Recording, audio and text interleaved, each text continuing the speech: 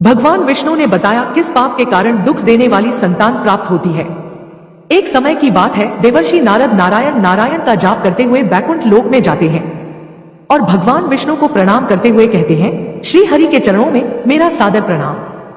प्रभु, आज जब मैं पृथ्वी लोक पर भ्रमण कर रहा था तब मैंने देखा कि हर मनुष्य की दूसरी संतान अपने ही माता पिता को दुख दे रही है और उनकी आज्ञा का पालन नहीं कर रही है तथा उन्हें घर से बाहर तक निकाल रही है। प्रभु, आखिर कलयुग में इतना पाप क्यों बढ़ रहा है? कृपा करें और भक्त की जिज्ञासा को शांत करें। तब भगवान विष्णु ने कहा, हे देवर्षि नारद, अभी कलयुग चल रहा है और जिस घटना की आप बात कर रहे हैं वह भी एक गाय का ही श्राप है, जिस कारण से मनुष्य की पकी संतान आज उन्हें दुख दे रही है। तब नारद मुनि अत्यंत उत्सुकता के साथ कहते हैं, हे प्रभु, वह कौन सा श्राप है और आखिर क्यों गाय ने मनुष्य को श्राप दिया? तब भगवान विष्णु ने कहा, हे नारद, आज मैं आपकी सारी शंका को दूर करता हूँ, किंतु आपको इस कथा को ध्यान से पूरा सुनना होगा और मानव जाति के कल्याण हेतु इसका प्रसार करना होगा। जो भी स्त्री तथा पुरुष इस कथा का श्रवण करेगा उसके सारे पाप नष्ट हो जाएंगे और उसे मुक्ति मिल जाएगी और उन पर मेरी कृपा दृष्टि सदैव ही बनी रहेगी। फिर नारद मुनि कहते हैं, हे प्रभु, मैं ऐसा ही करूंगा। मेरा सौभाग्य है जो इस कथा का श्रवण करने का अवसर आज मुझे मिल रहा है। भगवान विष्णु ने कहा, हे नारद, इस विषय में अब मैं तुम्हें एक प्राचीन कथा सुनाता हूँ, तुम ध्यान से सुनो। फिर भगवान विष्णु कथा को शुरू करते करते हैं और कहते हैं, एक समय की बात है जब कलयुग की शुरुआत होने वाली थी और कली का असर मनुष्य जीवन पर पड़ रहा था।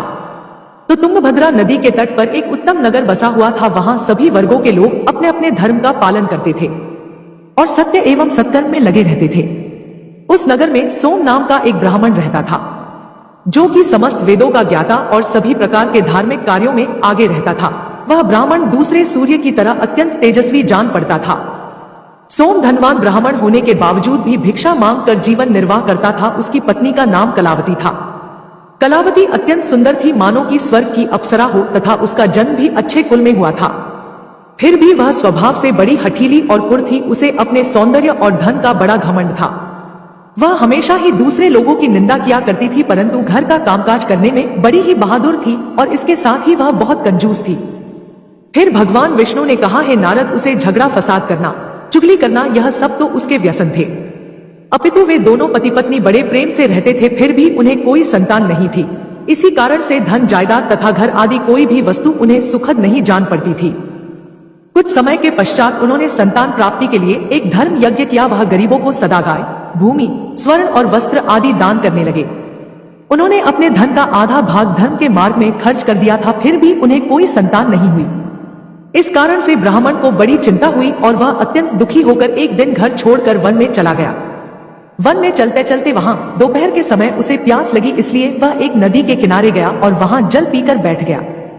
संतान न होने के कारण उसका सारा शरीर सूख गया और वह अत्यंत कमजोर और दुखी रहने लगा था, मानो जैसे कि उसके शरीर में प्राण ही नहीं हो।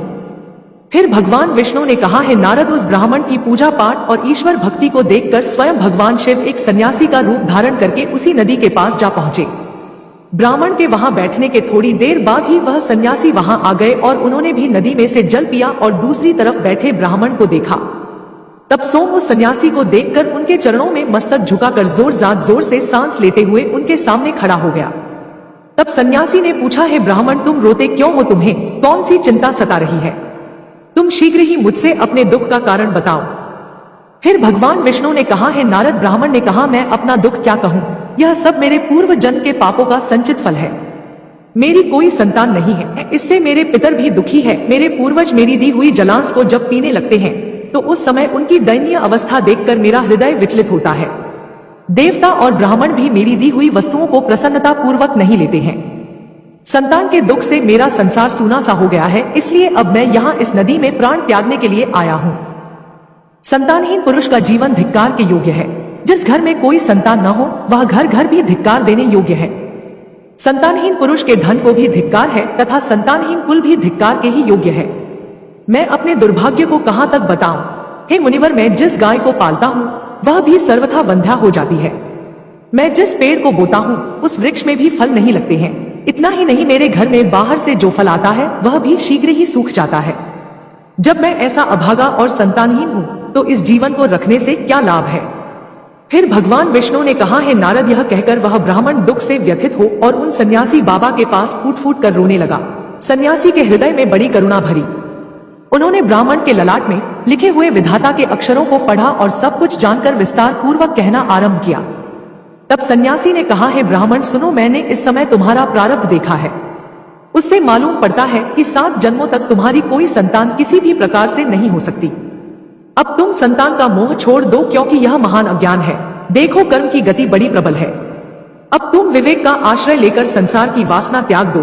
हे वत्स, पूर्व काल में संतान के ही कारण राजा सगर और अंग को दुख भोगना पड़ा था। इसलिए अब तुम कुटुंब की आशा छोड़ दी, इसी में तुम्हारी भलाई है। त्याग में ही सब प्रकार का सुख है। तब ब्राह्मण कहता है, हे बाबा, विवेक से क्या होगा? मुझे तो जैसे बने वैसे पुत्र ही दीजिए, नहीं तो मैं शौक से मूर्छित होकर आपके आगे ही प्राण त्याग दूंगा।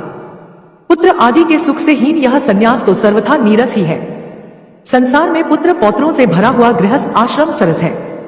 भगवान विष्णु ने कहा, है नारद, ब्राह्मण का यह आग्रह देखकर भगवान शिव सन्यासी ने कहा, देखो, विधाता के लेख को मिटाने का हठ करने से राजा चित्रकेतु को भी कष्ट भोगना पड़ा था। आता भाग्य ने जिसके पुरुषार्थ को कुचल कुचल दिया हो, ऐसे पुरुष के समान तुम्हें पुत्र से सुख नहीं मिलेगा। फिर भी तुम हट करते जा रहे हो, तुम्हें केवल अपना स्वार्थ ही सूझ रहा है। आता मैं तुमसे क्या कहूं? फिर भगवान विष्णु ने कहा, है नारद, अंत में ब्राह्मण का बहुत आग्रह देखकर सन्यासी ने उसे एक फल दिया और कहा, इसे तुम अपनी पत्नी को खिला देना। इस फल के बीज के कारण उसे एक पुत्र होगा। और हाँ, तुम्हारी स्त्री को बताना कि वह वर्ष तक सत्य, शौच, दया और दान के नियमों का पालन करते हुए प्रतिदिन एक ही समय भोजन करे। इससे उसका बालक अत्यंत शुद्ध स्वभाव वाला होगा। ऐसा कहकर वे महात्मा वहां से चले गए और ब्राह्मण अपने घर लौट आया। यहाँ उसने अपनी पत्नी के हाथ में वह फल दे दिया तथा उस फल के कठोर नियमों को समझाकर वह स्वयं कहीं चला गया। फिर उसकी पत्नी तो कुटिल स्वभाव की थी ही, वह अपनी सखी के आगे रो रो कर इस प्रकार कहने लगी, अरे सखी, सुनती हो, मुझे तो बड़ी भारी चिंता हो रही है। मैं तो इस फल को नहीं खाऊंगी। इस फल को खाने से मुझे गर्भ रहेगा और गर्भ से पेट बढ़ जाएगा। फिर तो मेरा खाना पीना कम हो जाएगा। इस कारण से मेरी शक्ति भी घट जाएगी। ऐसी दशा में तुम ही बताओ, घर का काम धंधा कैसे होगा? यदि किसी कारणवश गांव में लूट पड़ जाए तो गर्भ बनी स्त्री कैसे भाग सकेगी? यदि कहीं सुखदेव जी की तरह यह गर्भ भी 12 वर्षों तक मेरे पेट में ही रह गया तो इसे बाहर कैसे निकाला जाएगा? यदि कहीं प्रसव काल में बच्चा टेढ़ा हो गया तब तो मेरी मौत ही हो जाएगी। बच्चा पैदा होते समय बड़ी असहनीय पीड़ा होती है, ऐसा भी मैंने सुन रखा है। मैं तो सुकुमारी स्त्री हूं, भला उसे कैसे सह सकूंगी गर्भवती अवस्था में, जब मेरा शरीर भारी हो जाएगा और चलने फिरने में आलस्य लगेगा। उस समय मेरी ननद रानी आकर घर का सारा माल और धन उड़ा ले जाएगी। और यह सत्य, शौच आदि पालन तो मेरे लिए बहुत ही कठिन दिखाई देता है। जिस स्त्री की संतान होती है उसे बच्चों के लालन पालन में भी कष्ट भोगना पड़ता है। मैं तो समझती हूँ कि बांझ अथवा विधवा स्त्रियां ही अधिक सुखी होती है। भगवान विष्णु ने कहा, है नारद, इस प्रकार उस ब्राह्मणी ने फल को नहीं खाया। जब पति ने पूछा कि तुमने फल खाया तो उसने कह दिया, हाँ खा लिया। फिर एक दिन उस ब्राह्मणी की बहन अपने आप ही उसके घर मिलने आई। तब ब्राह्मणी ने उसके आगे अपना सारा वृत्तांत कह सुनाया। बहन, मुझे इस बात की बड़ी चिंता है कि संतान न होने पर मैं अपने पति को क्या उत्तर दूंगी। इस दुख के कारण मैं दिन प्रतिदिन दुबली होती जा रही हूँ, बताओ मैं क्या करूं? तब उसकी बहन ने कहा, दीदी आप चिंता मत करो, मेरे पेट में भी बच्चा है। प्रसव होने पर वह बालक मैं तुमको दे दूंगी। तब तक तुम गर्भवती स्त्री की भांति घर में छिपकर मौत से रहो। तुम मेरे पति को धन दे देना, इससे वह अपना बालक तुम्हें दे देंगे तथा लोगों में इस बात का प्रचार कर देंगे कि मेरा बच्चा 6 महीने का होकर गर्भपात होने से मर गया। मैं प्रतिदिन तुम्हारे घर में आकर बच्चों का पालन पोषण करती रहूंगी। तुम इस फल की परीक्षा लेने के लिए इसे तुम्हारी गाय को खिला दो। फिर भगवान विष्णु ने कहा, है नारद, ताप उसने कुटिल स्वभाव के कारण वह सब कुछ वैसे ही किया। तदनंतर समय आने पर उसकी बहन को एक पुत्र हुआ। बच्चे के पिता ने बालक को लाकर एकांत में ब्राह्मणी को दे दिया और उसने अपने स्वामी को सूचना दे दी कि हमें पुत्र रत्न की प्राप्ति हुई है। ब्राह्मण के यहाँ पुत्र होने से नगर में बड़ी प्रसन्नता हुई। ब्राह्मण ने बालक का जात कर्म संस्कार करके ब्राह्मणों को दान दिया। उसके घर में नाना प्रकार के मांगलिक उत्सव होने लगे। तब ब्राह्मणी ने पति से कहा, मेरे स्तनों में दूध नहीं है, फिर गाय भैंस आदि अन्य जीवों के दूध से मैं बालक का पोषण कैसे करूंगी? मेरी बहन को भी बच्चा था किंतु वह मर गया है, इसलिए अब उसी को बुलाकर घर में रख लीजिए, वही आपके बालक का पालन पोषण करेगी। उसके पति ने पुत्र की जीवन रक्षा के लिए वह सब कुछ किया। फिर उन्होंने उसका नाम देव शर्मा रखा। 3 माह बीतने के बाद भगवान शिव के फल के आशीर्वाद से ब्राह्मण की गाय ने भी एक मनुष्य के बालक को जन्म दिया, जो सर्वांग, सुंदर, दिव्य, निर्मल तथा स्वर्ण की भांति कांति वाला था।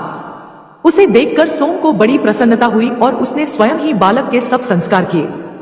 यह आश्चर्य का समाचार सुनकर सब लोग उसे देखने के लिए आए और आपस में कहने लगे, देखो भाई, इस समय सोम का कैसा भाग्य उदय हुआ है। कितने आश्चर्य की बात है कि गाय के पेट से भी देवता के समान रूप वाला बालक उत्पन्न हुआ है। किंतु देव योग से किसी को भी इस गुप्त रहस्य का पता नहीं लगा। उस बालक के कान गाय के समान थे। यह देखकर सोम ने उसका नाम गोकर्ण रख दिया। फिर भगवान विष्णु ने कहा, है नारद, एक दिन की बात है जब सोम कहीं बाहर गया था और उसकी पत्नी की बहन भी बीमार पड़ गई थी, इसलिए उसे ही दोनों बालकों को संभालना पड़ रहा था। तभी उसने गाय का दूध निकालकर केवल अपने ही पुत्र देव शर्मा को पिलाया और गोकर्ण को नहीं दिया, तथा वह हमेशा उससे द्वेष करती थी, उसे बहुत मारती पीटती थी और हमेशा अपशब्द कहती थी। फिर उसी दिन ब्राह्मणी के मन में विचार आया कि आज घर पर कोई नहीं है, यही सही मौका है इसे ठिकाने लगाने का, क्योंकि भविष्य में गोकर्ण भी उनकी जायदाद का वारिस बनने वाला है, जबकि उसका ही पुत्र इस सारे धन का अकेला वारिस होगा। इसलिए उसके कुटिल स्वभाव में यह विचार आया कि क्यों ना मैं इसे आज जहर देकर मरवा दूं, और उसने ऐसा ही किया। तब वे दोनों ही बालक मात्र 2 वर्ष के ही थे। ब्राह्मणी ने गोकर्ण को उसी की मां के दूध में जहर मिलाकर उसे पिला दिया, किंतु वह तो स्वयं भगवान शिव का आशीर्वाद था, इसलिए वह जहर के कारण तड़पते हुए अपनी मां के पास रेंगते हुए जा पहुंचा। भगवान विष्णु ने कहा, है नारद, वह गाय अपने पुत्र की ऐसी हालत देखकर वह अत्यंत दुखी हो गई और उसने भगवान शिव का स्मरण करते हुए अपने बच्चे का विष हरने का करुण विलाप किया। तभी भगवान शिव के तेज के कारण वह बालक तुरंत ही ठीक हो गया और अपनी मां का दूध पीने लगा। फिर भगवान विष्णु ने कहा, है नारद, वह गाय अत्यंत क्रोध में आकर उसने ब्राह्मणी के अपराधों को देखते हुए उसे श्राप दिया और कहा, है ईश्वर, अगर मैं सत्यवादी हूँ तो इस संसार को साक्षी मानते हुए समस्त स्त्री जाति को यह श्राप देती हूँ कि अगर कोई भी स्त्री अपने या पराये पुत्रों में भेदभाव रखेगी या दूसरों के बच्चों को पीड़ा देगी तो उनके भी पुत्र उन्हें जीवन भर पीड़ा देंगे और उन्हें कष्ट देंगे। जब उन्हें सहारे की अत्यधिक जरूरत होगी तभी वह उनका साथ छोड़ देंगे, यही मेरा श्राप है। भगवान विष्णु ने कहा, है नारद, कुछ काल व्यतीत होने पर वे दोनों ही बालक जवान हो गए। उनमें गोकर्ण तो पंडित और ज्ञानी हुआ, किंतु देव शर्मा बड़ा दुष्ट निकला। वह हमेशा क्रोध में भरा रहता और बुरी वस्तुओं का संग्रह किया करता था। भोजन तो वह सबके हाथ का कर लेता था, चोरी करता और सब लोगों से द्वेष बढ़ाता थी। जीव हिंसा करने का उसका स्वभाव हो गया था। वह हमेशा हथियार लिए रहता और दीन दुखियों तथा अंधों को कष्ट पहुंचाया करता था। उसने वैश्या के कुसंग में पड़कर अपने पिता का सारा धन बर्बाद कर दिया। एक दिन तो अपने माता पिता को खूब पीट कर वह घर के सारे बर्तन भांडे उठा ले गया। इस प्रकार धनहीन हो जाने के कारण वह फूट फूट कर रोने लगा और कहने लगा, इस प्रकार पुत्रवान बनने से तो पुत्रहीन रहना ही अच्छा है। कुपुत्र बड़ा ही दुखदाई होता है। अब मैं कहाँ रहूं और कहाँ जाऊं, कौन मेरा दुख दूर करेगा? मुझ पर बड़ा भारी कष्ट पहुंचा है। अब तो मैं इस दुख से अपने प्राण ही त्याग दूंगा। भगवान विष्णु ने कहा, है नारद, इस समय सत्यवान गोकर्ण जी वहां आए और वैराग्य का महत्व दिखलाते हुए अपने पिता को समझाने लगे। पिताजी, इस संसार में कुछ भी सार नहीं है, दुख ही इसका स्वरूप है। यह जीवों को मोह में डालने वाला है। भला यहाँ कौन किसका पुत्र है और कौन किसका धन? जो इनमें आसक्त होता है उसे ही दिन रात जलना पड़ता है। इंद्र अथवा चक्रवर्ती राजाओं को भी कोई सुख नहीं है। सुख तो बस एकांतवासी वैराग्यवान मुनि को ही है। संतान के प्रति जो आपकी ममता है यह महान अज्ञान है, इसे छोड़िए, क्योंकि मोह में फंसने से मनुष्य को नरक में ही जाना पड़ता है। औरों की तो बात ही क्या है, आपका यह प्रिय शरीर भी एक न एक दिन नष्ट हो जाएगा, आपको छोड़कर चल देगा। इसलिए आप अभी से सब कुछ छोड़कर वन में चले जाइए। फिर भगवान विष्णु ने कहा, है नारद, गोकर्ण की बात सुनकर उनके पिता सोम वन में जाम के लिए मान गए और बोले, हे पुत्र, मुझे वन में रहकर क्या करना चाहिए? यह विस्तार पूर्वक बताओ। मैं दुखी आत्मा हूँ। अब तक कर्मवश स्नेह के बंधन में बंधकर मैं अपंग की भांति इस ग्रह रूपी अंधेरे कुएं में ही पड़ा हुआ हूँ। हे पुत्र, तुम निश्चय ही मेरा उद्धार करोगे। तब गोकर्ण ने कहा, पिताजी, हड्डी, मांस और रक्त के पिंड रूप इस शरीर में अपनेपन का अभिमान छोड़ दीजिए और स्त्री, पुत्र आदि में भी यह मेरे हैं, इस भाव को सदा के लिए त्याग दीजिए। इस संसार को निरंतर क्षण भंगुर देखिए और एकमात्र वैराग्य रस के रसिक होकर भगवान के भजन में लग जाइए। सदा ही भगवत भजन रूप द्वितीय धर्म का ही आश्रय लीजिए। काम भाव से किए जाने वाले लौकिक धर्मों को छोड़िए। साधु पुरुषों की सेवा कीजिए, भोगों की इच्छाओं को त्याग दीजिए तथा दूसरों के गुण दोष का विचार करना छोड़कर निरंतर भगवत सेवा एवं भगवत कथा के रस का पान कीजिए। फिर भगवान विष्णु ने कहा, है नारद, इस प्रकार पुत्र के कहने से सोम 60 वर्ष की अवस्था बीत जाने पर घर छोड़कर स्थिर चित्त से वन को चले गए और वहां पर प्रतिदिन भगवान की पूजा पाठ करते हुए नियम पूर्वक उन्होंने भगवान की कृपा प्राप्त कर ली।